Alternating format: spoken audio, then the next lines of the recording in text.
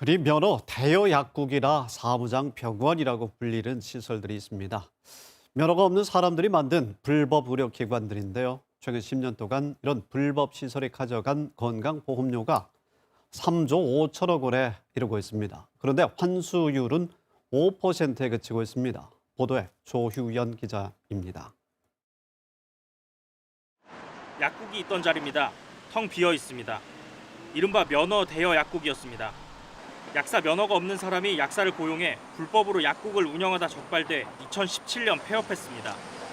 이 약국이 3년여 동안 번 부당이득은 24억 원에 달합니다. 의사 면허가 없는 사람이 의사를 고용해 운영하는 이른바 사무장 병원도 근절되지 않고 있습니다. 지난 10년 동안 전국에서 적발된 불법 약국과 병의원은 1,500개가 넘습니다. 수익 창출에 좀 혈안이 되어 있지 않겠습니까? 그러면 결국은 의료 서비스 질은 아마 낮아져서 국민 건강을 위협할 가능성이 훨씬 높고 과잉 진료로 이어지면서 결국 건강보험 재정이 누수되지 않을까. 실제로 지난 10년 사이 이런 불법 의료기관이 거둔 부당이득은 10배 이상 늘었습니다. 2011년 한 해 500억 원대에서 2019년엔 8천억 원, 지난해에도 6천억 원을 기록했습니다. 10년치 누적 부당이득은 3조 5천억 원에 달합니다. 모두 환수 대상이지만 실제 누적 환수액은 1,800억 원, 5%에 불과합니다. 조사가 시작되면 불법 행위자들이 곧장 돈을 빼돌리기 때문이라는 게 보건당국의 설명입니다.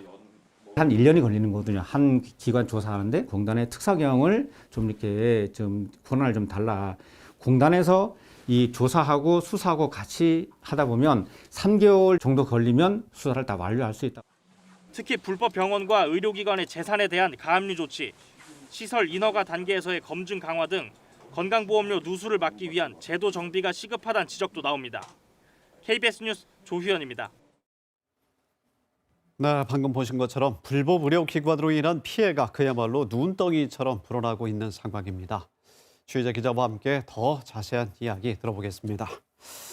네, 조 기자, 피해 금액이 상당히 큽니다. 지난 10년 동안 3조 5천억 원이나 되는데 이 돈은 모두 국민들이 낸 돈이죠?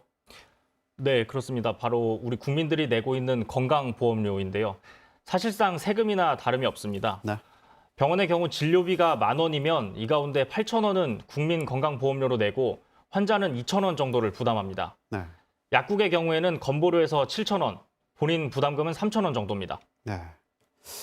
밝혀진 부당이득이 3조 5천억 원이나 됩니다. 그런데 불법 시설의 부당이득 환수율은 5%밖에 안 되고 있으면 매우 낮은데요.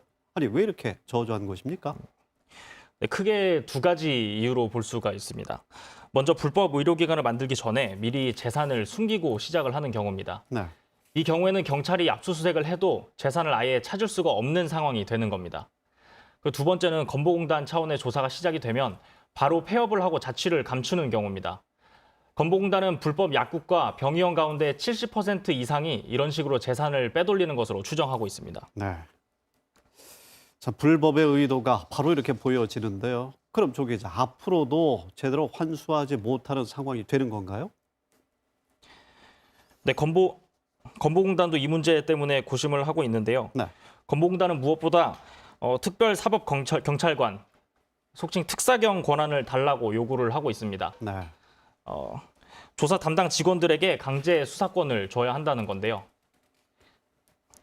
사전 조사를 마친 뒤에 경찰에 수사 의뢰를 하고 경찰이 자료를 다시 분석해서 피의자들을 검찰에 송치하기까지 시간이 너무 오래 걸린다는 겁니다. 네.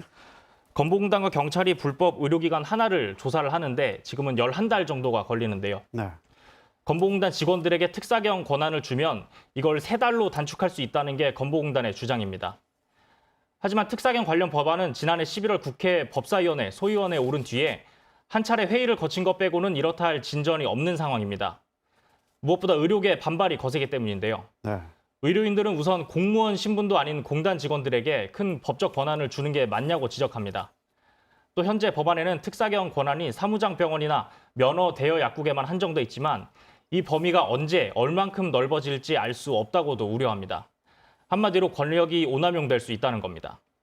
그래서 의료계는 사무장 병원이나 면허 대여 약국에 시장 진입을 원천적으로 차단할 수 있는 제도적 장치가 필요하다고 주장을 하고 있습니다. 현행법상 병의원을 개설하려면 지자체가 운영하는 병원 개설위원회 심의를 거쳐야 하는데요. 이때 그 지역을 잘 아는 의사들이나 약사들에게 실사를 하도록 하면 불법 의료기관 설립을 조금이라도 줄일 수 있을 거란 겁니다. 의사협회는 이런 대책 외에도 전문가 평가 제도나 면허 관리 제도, 또 윤리위원회 강화 등 협회 차원의 대안을 따로 마련하고 있다고 밝혔습니다. 그렇군요. 말씀 들으니까 건보 조사 직원에 대한 조사권 부여 여부가 또 하나의 관건이 되겠군요. 조유영 기자 취재 수고 많았습니다.